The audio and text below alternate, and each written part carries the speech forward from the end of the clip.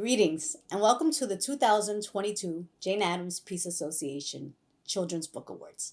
I'm Angela Medina, the Executive Director of the Jane Addams Peace Association, and I'm delighted to be with you here today.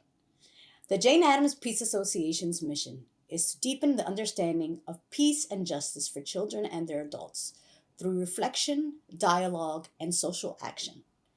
We envision a future where people actively work to dismantle injustices and build a more peaceful, equitable world. Knowledge is power. Our esteemed Children's Book Selection Committee members have chosen one winner and two honor books in both the Books for Older Children category and Books for Younger Children category to help educators, librarians, and caregivers have challenging conversations about what children are observing in the world around them. This year, the authors and illustrators truly inspire, captivate, and empower their readers through their stories. Each book has a powerful message that we cannot forget the history of so many, or fail to acknowledge the struggles some of our children face when seen as different. Members of the selection committee will introduce each of the honored books, followed by the book's creators. For the last 15 minutes, we will have a live Q&A session. We are delighted that so many of you could join us for today's virtual ceremony. As some of you may know, the Peace Association supports the Books in Their Hands program, for which we raise funds to donate today's award-winning books and past winners to schools and libraries across the country. If you'd like to be a part of this important work, please consider making a donation. Jane Addams Peace Association is honored to partner with the Hull-House as co-sponsor of today's event. The Hull-House in Chicago was founded by Jane Addams in 1889. Thank you all for joining us today to celebrate our honored books. Now please help me welcome the Interim Executive Director of the Hull-House, Ross Jordan. My name is Ross Jordan. I'm the Interim Director and Curatorial Manager at Jane Addams Hull-House Museum. We are so happy to be celebrating these authors today and championing the power of reading and writing to support social change. Hull-House Museum is a living monument to Jane Addams, the progressive era social reformers, and their migrant neighbors who advocated for access to education, healthcare, creative expression in the marginalized communities on Chicago's West Side. Founded by Addams and Ellen Gates Starr in 1889, Hull-House developed into a 13-building complex that include art galleries, a 300-seat theater, Chicago's first playground, and its first kindergarten. At its height, 10,000 residents per week participated in lectures and education classes for kids and adults, attended English language classes, or participated in bookbinding, ceramics, woodworking, and dozens of other art, sports, and music activities. Hull-House even served as a local library station with a reading room where books could be picked up and returned. Jane Addams herself was always reading and encouraging those around her to read.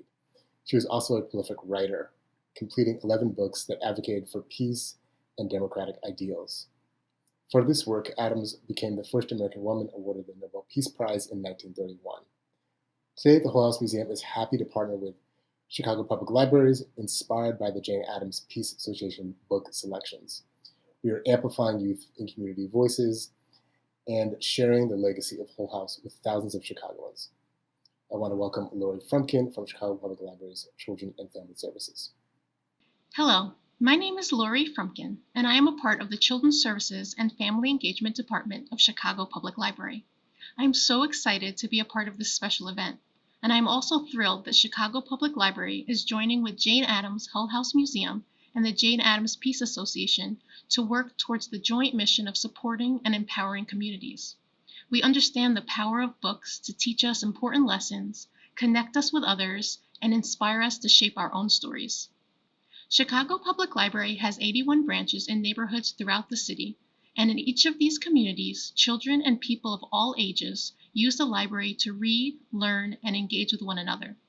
The partnership inspired by the work of Jane Addams and the Hull-House supports the library's mission to provide programs and resources that strengthen communities. This is especially true this summer as part of the Summer Learning Challenge.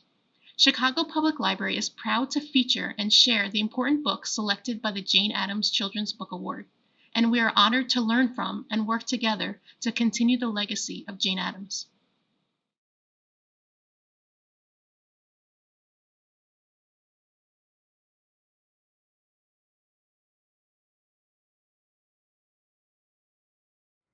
Greetings, my name is Ruth Quiroa, and I am an Associate Professor of Literacy at National Louis University in Chicago, Illinois, and a member of the 2022 Jane Addams Children's Book Award Selection Committee. The committee is excited to announce that Runaway, The Daring Escape of Ona Judge, written by Ray Anthony Shepard and illustrated by Keith Mallett, is one of two 2022 Jane Addams Children's Book Award honor titles for its younger reader category. This title is a stunningly illustrated biographical picture book with lyrical call and response text. Keith Mallett's rich paintings incorporate fabric and collage to depict the reality of life for Ona Judge, one of the people enslaved by George Washington. They present a stark contrast to Ray Anthony Shepard's powerful narratives and use vignettes to describe Ona's privilege to be given the position of house slave for such a rich, politically powerful family, each of which concludes with the repeated, ironic question, "Why you run, Ona Judge?" Yet Ona's guarded, stoic, even disgusted postures towards experience of continuous micro and macroaggressions answer this question. The strength, hope, and dignity in Ona's gaze following her self-emancipation will haunt readers long after the story is read. Thank you, Ray Anthony Shepard and Keith Mallett, for the deep thought and careful attention to detail that so obviously went into the creation of this evocative description of Ona Judge's story of injustice and escape. Your book will promote crucial dialogue, reflection, and new understandings for young readers for years to come. It is such a pleasure to present the Jane Addams Book Award honor to author Ray Anthony Shepard and illustrator Keith Mallett. Thank you. My name is Ray Anthony Shepard, and I'm the author of Runaway, The Daring Escape of Ona Judge. It is a picture book biography of Ona Judge, who was enslaved property of Martha Washington. And this story takes place on the day when she's 23 years old and decides to escape, or run away, if you like. And it asks the question, if you have the best job a slave can possibly have, that is being the personal maid of the great lady of America, why would you run away?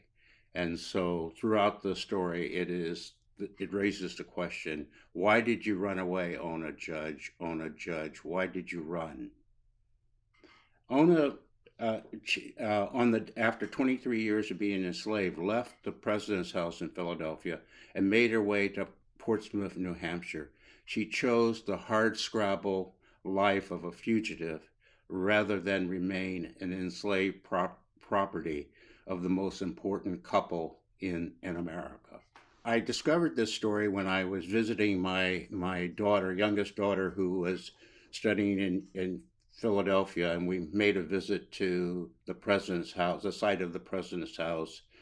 And there, with Independence Hall, the Liberty Bell, and standing there at the site of the president's house, and there was this story of Ona Judge, and it just resonated with me, and I decided that I wanted to tell it for young readers, and I have done so in this biography. This story illustrates the moral conflict in the founding of the Republic, a nation dedicated to equality but built on the sweat of enslaved workers. You know, as a writer, you spend months working on a story that rattles around in your mind, and you're never sure that there's an audience for it.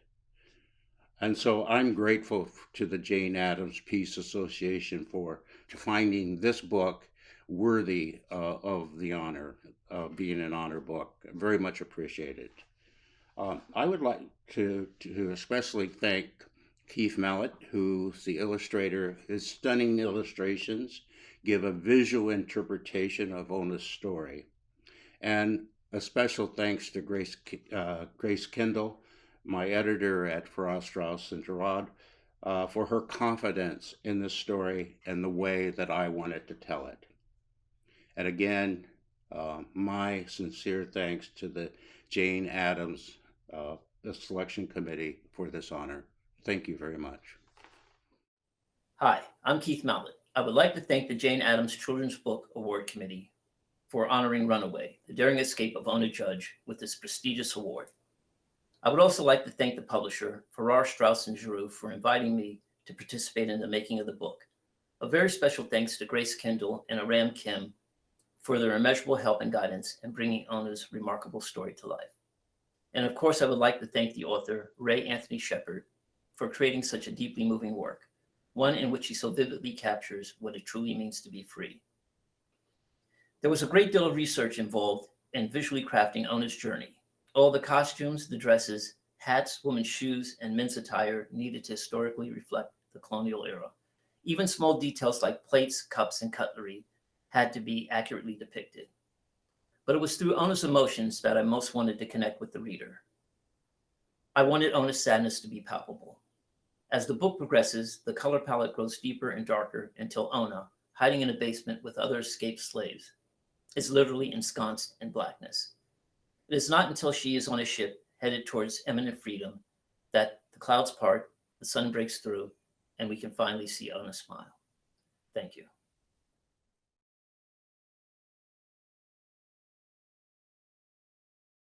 Hello, my name is Shanisha Clark, and I'm a member of the Selection Committee. I'm introducing the book Unspeakable, The Tulsa Race Massacre. Kara Boston Weatherford and Floyd Cooper teamed up to create an absolute treasure of a book, which remembers the horrors of one of the most violent race massacres in U.S. history. It occurred in the Greenwood area of Tulsa, Oklahoma. This vibrant community, also known as Black Wall Street, was utterly destroyed. The 100th anniversary of the event was in June 2021. Kara Boston Weatherford begins each section of the book with an allusion to fairy tales, using Once Upon a Time. Like fairy tales, this picture book is timely because it was produced in a time of social upheaval. Tensions between communities are rising. Unlike fairy tales, this is a true story. Unspeakable helps young readers learn about a difficult history. It delicately and purposefully tells about this event in a way that young readers will develop new questions and spark conversations about social justice. Floyd Cooper's illustrations are hauntingly beautiful and work in concert with Weatherford's words. His illustrations were created using oil and erasure. The cover of the book invites and dares young readers, teachers, librarians, and other caregivers not to look away. For every illustration, young readers are immersed more deeply into the book. They must slow down and soak in the nuances as they realize the destruction and the devastation of the massacre. Unspeakable, The Tulsa Race Massacre is a special book. It is a memorial to those who were lost during the massacre and a celebration of the gift that was Floyd Cooper. Carol Boston Weatherford is a masterful poet and author, and we honor the union of her words and Floyd Cooper's illustrations. And with that, it is my absolute pleasure to present to you a wonderful author and even better person, Carol Boston Weatherford. Hi, I'm Carol Boston Weatherford, the author of Unspeakable: The Tulsa Race Massacre, which is illustrated by the late Floyd Cooper. I'm speaking on behalf of myself and Floyd today, sadly. I am so grateful for the Jane Addams Children's Literature Honor and for the support of Learner Books, my editor, Carol Hens, art director, Darnielle Carnito, and my agent, Ruben Pfeffer. If unspeakable seems an unlikely topic for children, this picture book seemed an unlikely title to be celebrated, especially during a time of book bans. Indeed, it recalls the worst incident of racial violence in U.S. history. Tulsa's Greenwood neighborhood was home to Black Wall Street. The community boasted barbershops, beauty salons, 2 newspapers, 2 movie theaters, over 20 churches, dozens of restaurants and grocery stores, 15 Black doctors, 6 privately owned planes, and the largest Black-owned hotel in the entire nation. But in 1921, a white mob destroyed the nation's wealthiest Black community, leaving more than 300 dead and 8,000 homeless. For more than 7 decades, that's 7 decades, the Tulsa Race Massacre of May 1921 was all but erased from history. When the government finally mounted an investigation in 1996, most survivors of the massacre were long gone. Their voices were never heard, their stories never told, and their losses never measured. My research for Unspeakable took a forensic approach because Tulsa of May 1921 was indeed a crime scene. Through words and pictures, Floyd and I recreate Black Wall Street's heyday and mourn the losses and lasting impact. At its heart, Unspeakable is a lamentation to that place and a testament to the African Americans who built Black Wall Street and to those who lived through or perished in the Tulsa Race Massacre. The Tulsa Race Massacre is no mere memory. Hate violence is not a thing of the past. I hope this honor means that more children will read the book and choose hope over hate. I am blessed that Floyd and I became collaborators, first on Becoming Billie Holiday, a verse novel that I believe I was born to write. However, I believe that Unspeakable, our last dance, so to speak, may be Floyd's crowning achievement, his most important work. When I was drafting Unspeakable: The Tulsa Race Massacre, in fact, even before I drafted it, I asked Floyd to illustrate. He accepted right away via Facebook Messenger with a note that said, "You know I'm from Tulsa. I must do this." Of course, that's exactly why I thought of him. Because of Floyd's roots, I knew that he would bring passion to the difficult subject. Together, we strove to give voice to the victims and the survivors whose stories were never told. I feel so blessed to have worked with Floyd on this project, which is among the last that he saw published during his lifetime.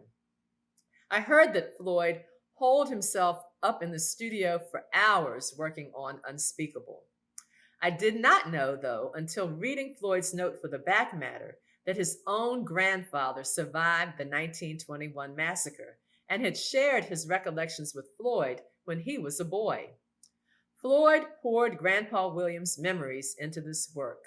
The resulting art is nothing short of masterful, if you might allow me to say that myself.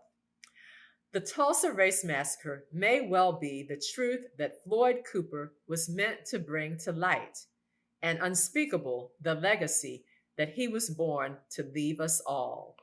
I'd like to close with the words of a survivor of the Race Massacre. Viola Fletcher, at 107, testified before Congress about the Tulsa Race Massacre during a hearing about reparations. She was, at 107, the oldest living survivor of the massacre. She was just 7 years old when the massacre occurred. So I'm going to quote Mother Viola Fletcher, as she is known. I will never forget the violence of the white mob when we left our home. I still see Black men being shot, Black bodies lying in the street. I still smell smoke and see fire. I still see Black businesses being burned. I still hear airplanes flying overhead. I hear the screams. I have lived through the massacre every day. Our country may forget this history, but I cannot. And Unspeakable ensures that none of us will forget. Thank you very much for this honor and for ensuring that this book will get into the hands of more young readers.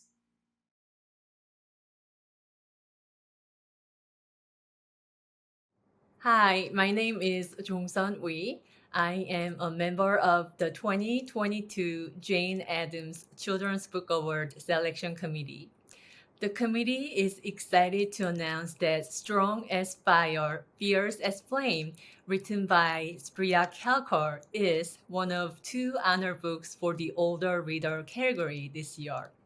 We found this book to be a compelling historical fiction narrative that introduces unequal gender roles and challenges faced by girls in India during the 1850s. It introduces readers to a historical time when girls were treated as family possessions rather than children who needed to be nurtured and educated. Its protagonist, 12-year-old Mira, faces down many obstacles, rising to meet each challenge and to realize her own strength. Thank you and congratulations. I present you the author, Spriya Kalkar. Hi everyone, I'm so thrilled to be here today with all of you. I have to start by thanking the Jane Addams Children's Book Award Committee for all their work in judging the awards this year. This year's award winners and honor books are incredible, and I'm so honored that Strong as Fire, Fierce as Flame is in the company of books by authors and illustrators I admire so much. When I was growing up, I never got to see myself in an American book, let alone on TV, in a movie, or in a commercial. So I mainly wrote stories about kids with yellow Crayola hair because I didn't think my story mattered. One day in elementary school, our teacher read The Secret Garden. I sat up taller, recognizing Indian characters in a book for the first time ever, and feeling seen. But then I quickly realized the Indian characters weren't thought of as equals. They were just in the background, serving the main character, even when the story took place in their land. I slouched in my seat, feeling embarrassed and ashamed. As an adult, looking back on those experiences, I wanted to write a book that challenged who we center and who we erase in so-called classics and what we learn in social studies and history classes. I wanted to show colonialism not as the story we are often presented of brave explorers discovering new lands and helping the people there, but as the brutal practice it really was that costed people their lives and their land, and whose effects we still see today around the world. I hope I've accomplished that with this book, but it couldn't have been done without the work of countless people, including my agent, Kathleen Rushall at the Andrea Brown Literary Agency, my editor, Stacy Whitman, and the entire team at 2 Books and Lee & Low Books. Thank you again to the Jane Addams Peace Association and the committee for this incredible honor and for showing kids of all backgrounds that their stories do matter.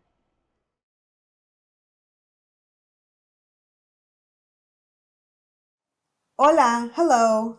I am Josie Bustos Pelayo, teacher, adjunct professor, and current chair of the Jane Addams Children's Book Award Selection Committee. Res Dogs by Joseph Brushack is a timely story that starts at the beginning of the COVID pandemic. The main character, Marion, is visiting her grandparents on the reservation when the lockdown begins and she cannot return home to her parents in Boston. Res Dogs was not only loved by our committee, but also my 6th graders who saw this book as both a mirror and a window.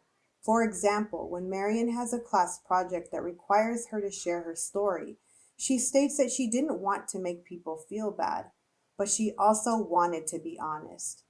This sparked a deep dialogue about the importance of learning a true history from multiple perspectives. Mr. Brushack intertwines important but difficult Native American thematic issues through his masterful writing. From the current technology inequities that many students face during the COVID-19 pandemic school shutdowns, to the historical atrocities that Native American communities have had to face, such as forced sterilization, boarding schools, colonization, distrust of the government, and sovereignty. I am delighted to present Joseph Brushack with the Honor Award in the Older Children's Book category for Res Dogs. Kwai kwai nito bak. Hello, my friends, which is how we say it in the Abenaki language. I'm Joseph Brushack, and I'm very honored to be one of the people honored by the Jane Addams Association. This award means a great deal to me because peace and social justice has been one of my main aims in life ever since I can remember. And the story that I wrote, called Res Dogs, is a novel that takes place during the pandemic. The main character is a young Wabanaki woman in New England who finds herself caught on her reservation, unable to go home to her family, who live in Boston. She was visiting her grandparents, and now she's in quarantine. And during the course of the story, a dog shows up and adopts her and the family. And the story really is about our history, our culture, the things that have happened to Indigenous people in the Northeast, but told in the form of story. For her grandmother and grandfather are storytellers, and as Mallett, my main character, goes through the experience of living through the pandemic, which is something we've all lived through, I think that you'll see things that we all have in common. And that idea of commonality among human beings is very important to me. By the way, one quick note about this book, I wrote it using the new oral tradition because every morning I would walk my dog with my phone and I would dictate the book chapter by chapter into the phone and then go back later and transcribe it on my computer. So it is really within the oral tradition. And I am an Abenaki storyteller and writer and draw on the traditions I've learned from my elders and friends for more than half a century in writing this book. And one of the most important things we do is to tell people peace. Peace is very important. In Abenaki, we'd say, Olekami genoka, which means make peace or may peace come to you. And so let me close with that and with the sound, which I always found very peaceful, the sound of the native flute. This is a song which is called Little Children or Tutuas, and it's the idea of our children are supposed to be protected by the elders, just like the little pine trees are protected by the big trees that shade and protect them.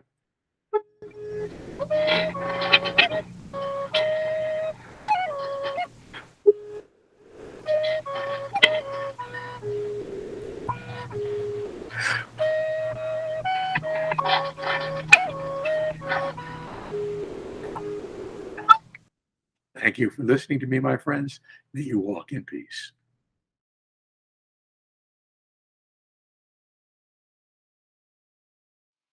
Hello, everyone. My name is Jackie Marshall Arnold, and I am the publisher liaison for the Jane Addams Children's Book Award Committee.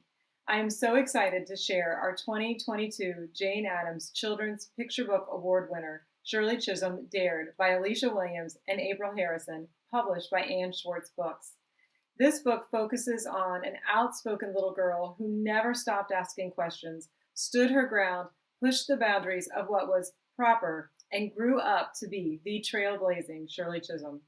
The final page ends with this daring, rebellious, persistent troublemaker is the first African-American woman elected to Congress. Acrylic and mixed media collage art is striking throughout every page of this award-winning title, from the strong, beautiful portrait of Shirley on the cover, through her round-cheeked childhood and elegant fashion style punctuated by her posture as she moved through life, becoming a preschool teacher, a school director, a New York State Assemblywoman, and a Congresswoman. This book will make you wonder, where would we be without individuals like Shirley Chisholm, who dared to challenge the status quo and speak up against the injustices in the world, who fought so hard to be heard and seen. It is now my distinct pleasure to introduce to you Alicia Williams and April Harrison, author and illustrator of this amazing title. Hi, I'm the author of Shirley Chisholm Dared, the story of the first Black woman in Congress. My name is Alicia D Williams, and this is illustrated by April Harrison. I'm so excited to be an author of Shirley Chisholm because Shirley Chisholm represents so much strength, empathy, and she wants to be remembered of all things that she was a catalyst for change. And the way I approach this story for young readers is that Shirley was called a troublemaker, bossy, rebellious, persistent, and too daring.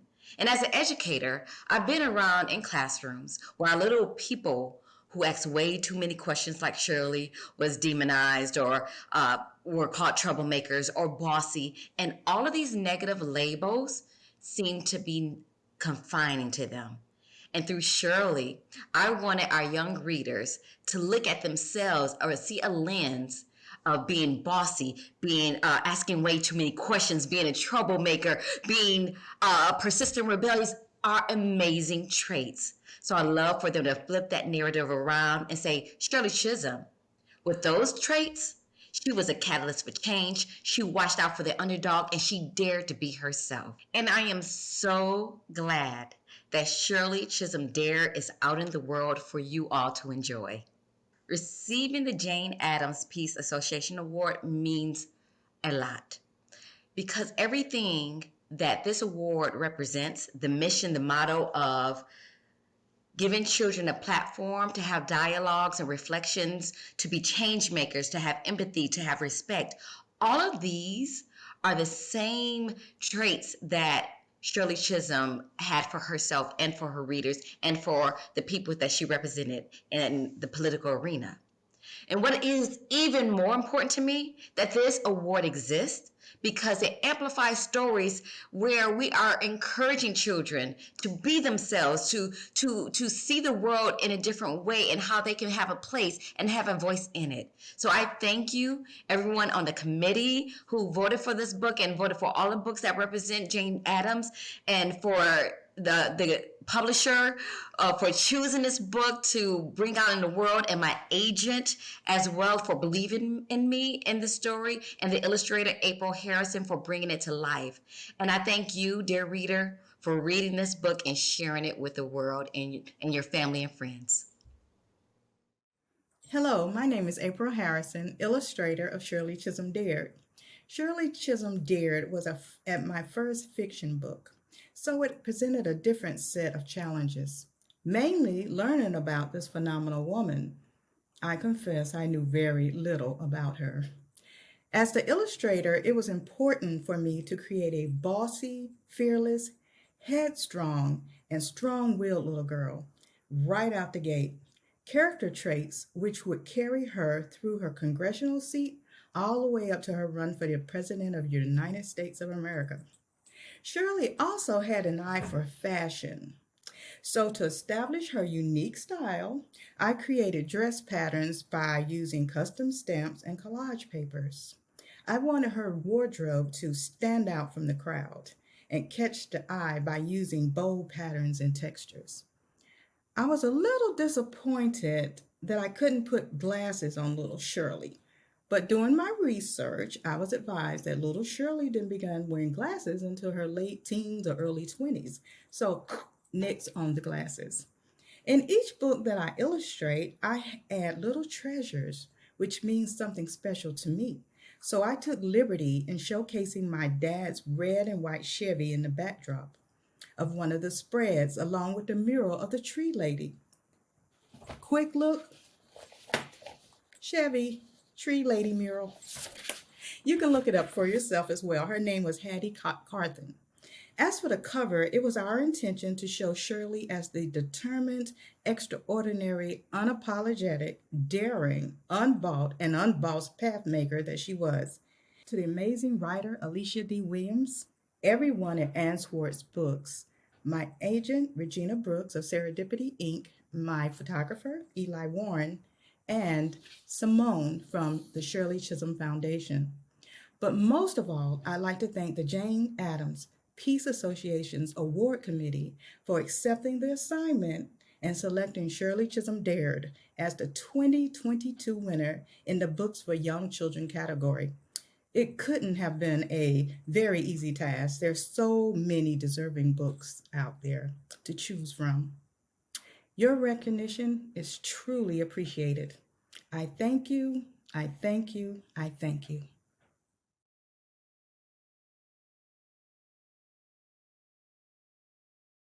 Hello, my name is Janice Mateo Toledo, and I'm the chair of the Jane Addams Children's Book Award.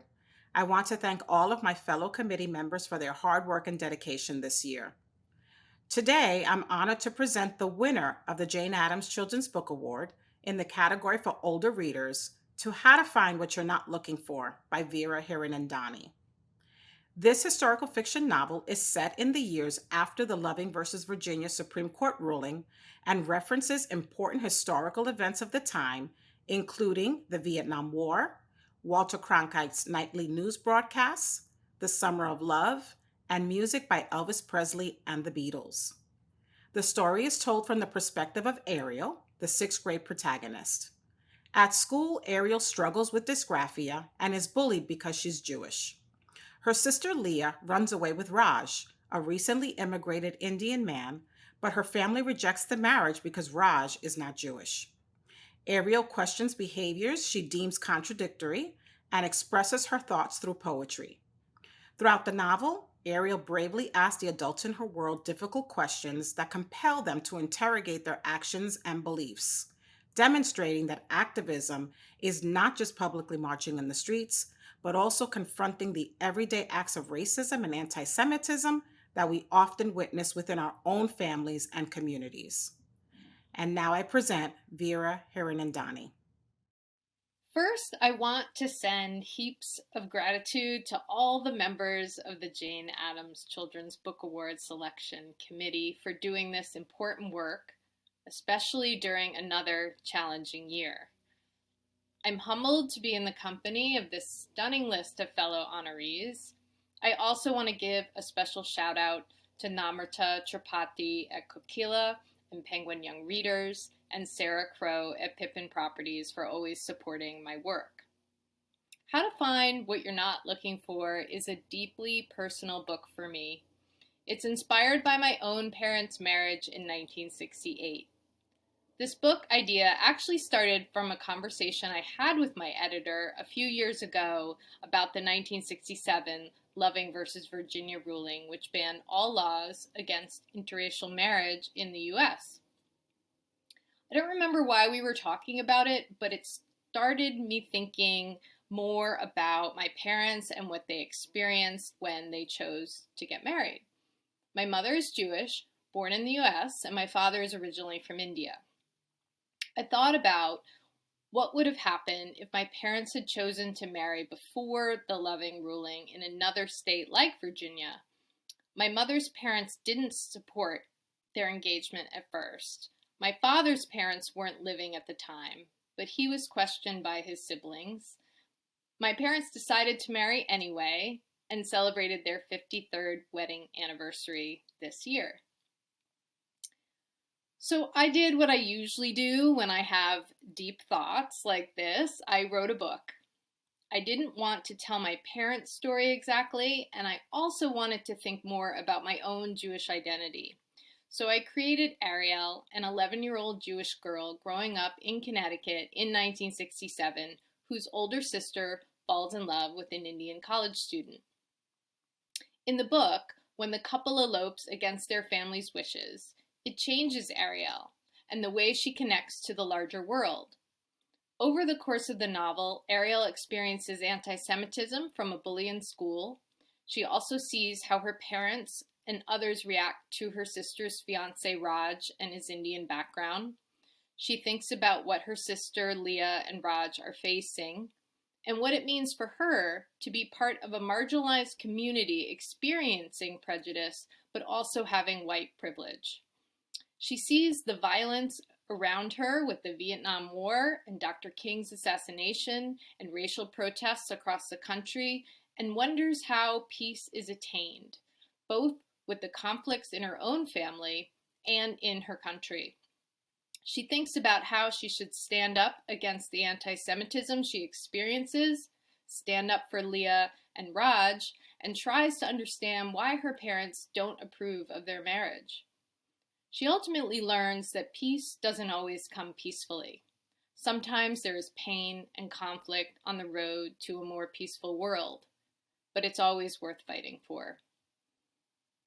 On the Jane Addams website, it says, "We envision a future where people actively work to dismantle injustices and build a more peaceful, equitable world." I try to put that spirit in my work because that's the future I envision too. Lately, every day, that dream seems harder to attain. But I will never stop striving with my stories, and that's why I'm so honored by this recognition. Thank you again, and wishing peace for all.